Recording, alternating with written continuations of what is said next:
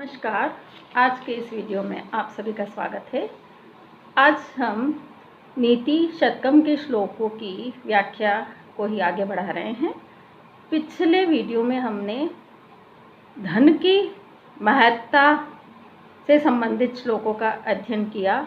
महाकवि भर्तृहरि ने धन से संबंधित जो भी वर्णन किए हैं, जैसे धन ही सर्वे गुणा कांचनम आश्रयन्ति, सभी गुण धन के ही आश्रित रहते हैं। चाहे वह व्यक्ति गुणहीन है फिर भी उसमें सभी गुणों का आश्रय, सभी गुणों से युक्त उसे मान लिया जाता है, उसी का समाज में सम्मान और सत्कार होता है। और धनहीन व्यक्ति और धन संपन्न व्यक्ति की अवस्था का जो कवि ने चित्रण किया है, धन से संबंधित जो ये चित्रण है, वास्तव में आज भी उतना ही प्रासंगिक और शाश्वत है। आज भी समाज में पूर्ण रूप से यह चरितार्थ होता है। तो नीति शतकम में महाकवि भर्तृहरि ने शाश्वत सत्यों का उद्घाटन किया है। अब हम राजा से संबंधित चित्रण पढ़ रहे हैं। राजा, राजनीति और भाग्य से संबंधित श्लोकों का अध्ययन आज करेंगे। 38वां श्लोक इस प्रकार है। राजन दुदुक्षसि यदि क्षितिधेनुम एनाम तेन अद्य वत्समिव लोकम अमुम पुषाण तस्मिन् च सम्यक अनिशम परिपुष्यमाणे नाना फलम फलति कल्पलता एव भूमिः। यहाँ महाकवि भर्तृहरि ने राजाओं को उपदेश देते हुए कहा है कि उन्हें अपनी प्रजा का पालन गाय के बछड़े के समान करना चाहिए। जैसे गोपालक गाय के बछड़े का सुंदर प्रकार से पोषण करता है तो गाय अधिक दूध देती है, तो ऐसे ही यदि राजा अपनी प्रजा का पोषण सही प्रकार से करे, जनहितकारी कार्य करे, तो प्रजा भी कर के रूप में राजा के कोष को द्विगुणित, चतुर्गुणित, बहुगुणित कर देती है। यही इसमें कवि ने समझाया है। राजन दुदुक्षसि यदि, हे राजन, यदि एनाम क्षितिधेनुम, इस क्षितिधेनु पृथ्वी रूपी गाय को दुदुक्षसि दूहना चाहते हो, तेन इस कारण से, अद्य आज से ही, अमुम लोकम इस लोक का, इस जनसमूह का, वत्सम एव पुषाण बछड़े के समान पालन पोषण करो। वत्समेव उपमा अलंकार है यहाँ। तो यदि पृथ्वी रूपी गाय को दूहना चाहते हो, पृथ्वी से बहुत अधिक प्राप्त करना चाहते हो, तो जन समुदाय का, जनता जनार्दन का बछड़े के समान परिवर्धन करो, पोषण करो। तस्मीन च सम्यक अनिशम परिपुष्यमाणे, तस्मीन च, और उस जन समूह का, अनिशम निरंतर, सम्यक भली भांति अच्छी प्रकार से, परिपुष्यमाणे पोषण किए जाने पर, भूमि है भूमि पृथ्वी, कल्पलतेव, कल्पलता प्लस एव गुण संधि भी है यहाँ, तो कल्पलता के समान नाना फलम फलती, विविध प्रकार के फलों को प्रदान करती है। यहाँ कवि ये बताना चाह रहे हैं कि यदि कोई राजा अपनी जनता का, अपनी प्रजा का पालन पोषण सही प्रकार से करता है, उसकी सुख सुविधाओं का ख्याल रखता है, उसकी आवश्यकताओं की पूर्ति करता है, उसके सभी प्रकार के कार्यों की भली भांति देखरेख करता है, उसे सभी सुविधाओं के साधन और जो सीमित आवश्यकताएं हैं वे सभी उपलब्ध कराता है, तो ऐसे राजा को प्रजा कर के माध्यम से या उसकी सेवा आदि के माध्यम से उसके प्रति कृतज्ञता ज्ञापित करती है, और राजा के द्वारा सभी सुविधाएं जनता को प्रदान किए जाने पर जनता भी, प्रजा भी कल्याण की भावना से, हित की भावना से, सच्ची लगन और श्रद्धा के साथ कार्य करती है। इससे पृथ्वी भी, भूमि भी कल्पवृक्ष के समान अनेक फलों को प्रदान करती है। जब जनता को अनेक प्रकार की सुविधाएं प्राप्त होगी तो निश्चित रूप से जनता या किसान वर्ग या और श्रमिक वर्ग भी मेहनत से लगन से कार्य करेंगे और भूमि विविध प्रकार के पदार्थों के रूप में, फसलों के रूप में बहुत अधिक लोगों को उन्नत, फसलों आदि से लोगों को उन्नत और समृद्ध कर देती है और इससे राजा का ही कोष भरता है।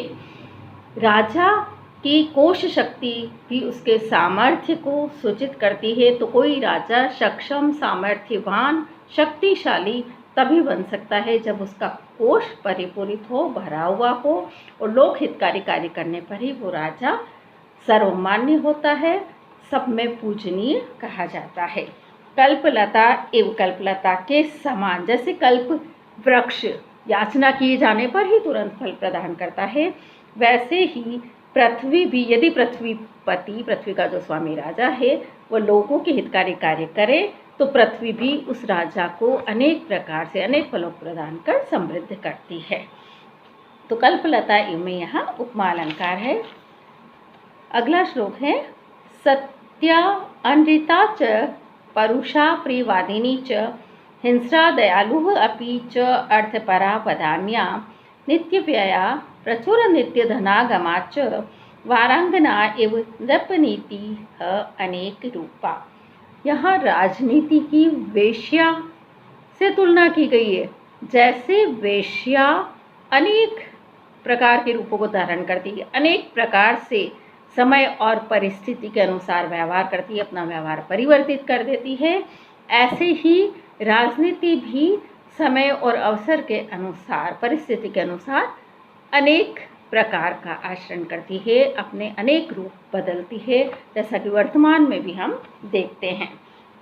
सत्या अनृता च, कभी सत्यवादिनी, सत्य बोलने वाली, च अनृता और कभी मिथ्याभाषिणी, झूठ बोलने वाली, परुषा कभी कठोर वचनों का प्रयोग करने वाली, प्रियवादिनी च और कभी मधुर बोलने वाली, हिंस्रा दयालु अपि, कभी हिंसक प्रवृत्ति वाली, दयालु अपि और कभी दयालु, दया अपनाने वाली, च अर्थपरा वदान्या और कभी अर्थपरायण, स्वार्थी, स्वार्थ से परिपूर्ण, या अर्थपरा का एक और अर्थ कर सकते हैं हम, धन को प्राप्त करने में संलग्न रहने वाली, वदान्या तो कभी उदार, नित्य व्यया प्रचुर नित्य धनागमा च, नित्य ही सदैव ही धन खर्च करने वाली, च और प्रचुर नित्य धनागमा च, और प्रचुर नित्य सदैव हमेशा, प्रचुर धनागमा बहुत अधिक धन को अर्जित करने वाली, अत्यधिक धन का अर्जन करने वाली, उसको प्राप्त करने वाली, नृपनीति राजनीति वारांगना एवं वेश्या के समान अनेक रूपा, अनेक रूपों वाली होती है। वारांगना एवं यहाँ गुण संधि भी है और इस श्लोक में उपमा अलंकार है। राजनीति को वेश्या के समान बताया गया है। वेश्या जैसे कभी सत्य का सहारा लेती है तो कभी झूठ बोलती है, कभी कठोर तो कभी प्रिय वचनों का प्रयोग करती है, कभी हिंसक क्रूर व्यवहार करती है तो कभी दयालु बन जाती है, कभी बहुत अधिक स्वार्थी तो कभी बहुत अधिक उदार हो जाती है, धनार्जन करने के लिए कभी बहुत अधिक धन खर्च करती है और अपने कार्य से बहुत अधिक धन को उपार्जित भी करती है। तो अनेक व्यवहारों को जैसे वेश्या अपनाती है वैसे ही राजनीति अनेक प्रकार का आचरण करती है, अनेक प्रकार के व्यवहार करती है।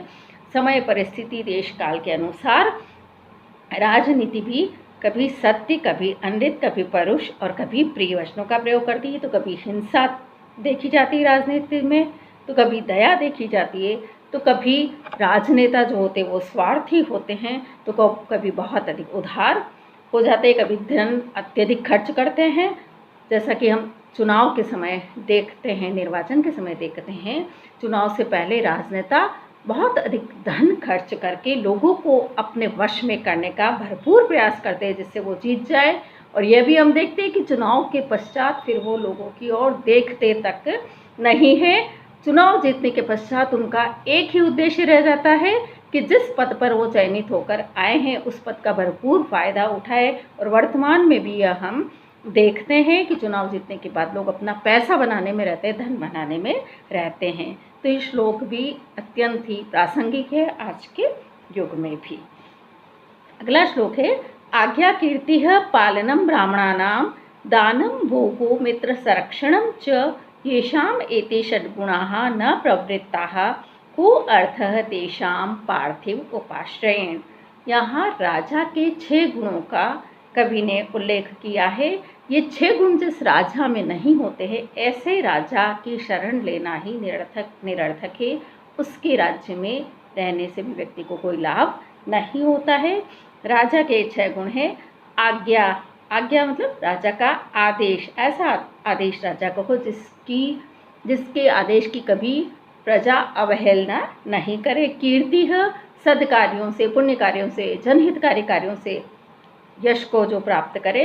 पालनम ब्राह्मणानाम, और ब्राह्मणों का पालन, जो ब्राह्मणों को संरक्षण देता हो, ब्राह्मणों का पालन करता हो, ब्राह्मणों के हितों का ध्यान रखे। तो आदेश, यश, ब्राह्मणों का पालन, दानम, दान, दानशील हो जो, और भोगो, भोग यानी सुखोपभोग के जो विषय हैं, भौतिक जो पदार्थ हैं, उनका जो उपभोग करे। स्वजन परिजनों के लिए सुख सुविधाओं के साधन जो उपलब्ध कराए। मित्र संरक्षणम च, और मित्रों की सुरक्षा करे, मित्रों का संरक्षण करे। येषाम, जिन राजाओं में एते षड्गुणाः न प्रवृत्ताः, ये 6 गुण न प्रवृत्ताः नहीं होते हैं। को अर्थः तेषां पार्थिवेण, पार्थिवः उपाश्रयेण, तेषां उन राजाओं का, तेषां पार्थिवः उन राजाओं के उपाश्रयण, उपाश्रयण यानी आश्रय लेने से। को अर्थ क्या प्रयोजन। पार्थिवः यहाँ संबोधन के अर्थ में प्रयुक्त हुआ है। पार्थिवः यानी हे राजाओं, हे राजन, उन तेषां, उन राजाओं की उपाश्रयण, शरण में जाने से को अर्थ है क्या लाभ, क्या फायदा। राजाओं को ही संबोधित करके यहाँ कवि कह रहे हैं जिन राजाओं के पास ये 6 गुण नहीं हैं, 6 गुणों से युक्त जो राजा नहीं हैं, ऐसे राजाओं का आश्रय लेने से कोई फायदा नहीं होता, कोई लाभ नहीं होता। ऐसे राजाओं की शरण में जाना, उनकी सेवा में लगे रहना, सब कुछ निरर्थक है, व्यर्थ है।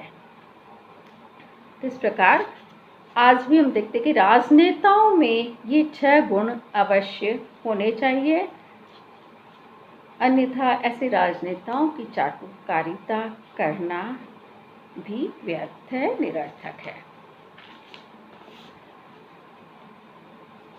अगला श्लोक है यद धात्रा निज भाल पट्ट लिखितम स्तोकम महद्वादनम तत्प्राप्नोति मरुस्थले अपि नितराम मेरौ च न अतः अधिकम तद धीरो भव वित्तवत्सु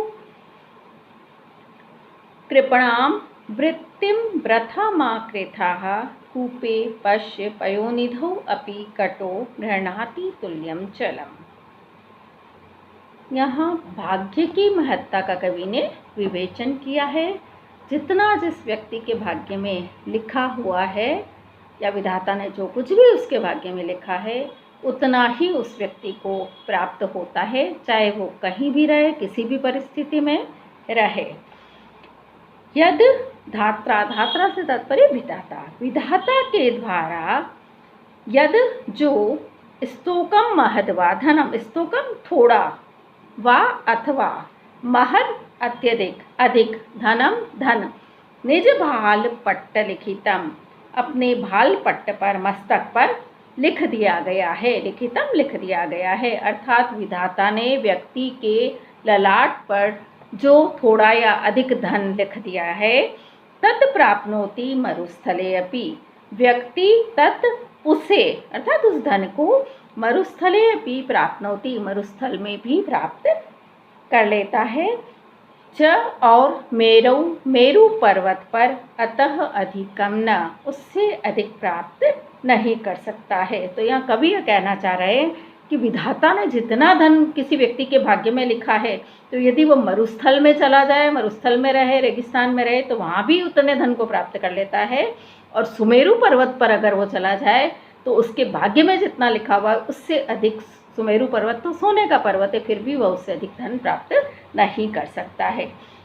इसलिए मनुष्य को समझाते हुए कवि कहते हैं तद धीरो भव, इसलिए हे मनुष्य धीर बनो, धीर हो। वित्तवत्सु कृपणाम, वित्तवत्सु धन संपन्न धनाढ्य व्यक्तियों के सामने कृपणाम वृत्तिम, कृपणाम दीनहीन कातर वृत्तिम प्रति का व्यवहार का वृथा माँ कृथा व्यर्थ ही प्रदर्शन मत करो, व्यर्थ ही दीनहीन वृत्ति को माँ कृथा मत करो, मत अपनाओ। पश्य देखो घटः गढ़ा कूपे पयोनिधौ अपि, कूप में और पयोनिधि में भी, कूप से भी और कूप यानी कुआं, कुएं से भी और पयोनिधि सागर, सागर से भी। तुल्यम जलम गृह्णाति, समान जल को गृह्णाति ग्रहण करता है। यहाँ कवि ने नीचे की पंक्ति के एक उदाहरण से ये स्पष्ट किया है कि व्यक्ति का जितना भाग्य में लिखा है उतना ही वह प्राप्त कर सकता है, चाहे वह मरुस्थल में रहे, चाहे मेरु पर्वत पर चला जाए। इसलिए व्यक्ति को कभी भी अपनी दीनहीन प्रवृत्ति का, अपनी कातरता का, अपनी दीनता का धनिकों के सामने प्रदर्शन नहीं करना चाहिए, धनिकों के सामने उसे नहीं गिड़गिड़ाना चाहिए। जैसे कि घड़ा कुएं में डाला जाए या सागर में डाला जाए, घड़े का जितना आकार है उस आकार के अनुरूप ही, उस आकार के अनुसार ही वह जल भर सकता है, जल ग्रहण कर सकता है, उससे अधिक नहीं। तो इस लौकिक उदाहरण के द्वारा कवि ने मनुष्य को बहुत ही सुंदर और सटीक उपदेश दिया है।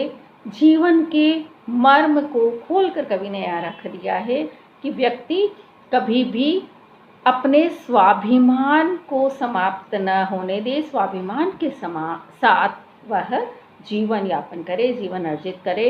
कभी भी धनिकों, धनाढ्य वर्ग के साथ कभी सामने कभी भी नहीं गिड़गिड़ाए, उसके सामने कभी याचना नहीं करे। आज बस इतना ही। प्रिय छात्राओं, मेरे इस channel SMM A04 doctor Saroj Mehta को जिन छात्राओं ने सब्सक्राइब नहीं किया है वो सब्सक्राइब जरूर करिए और इस वीडियो को लाइक अवश्य कीजिए। बहुत बहुत धन्यवाद।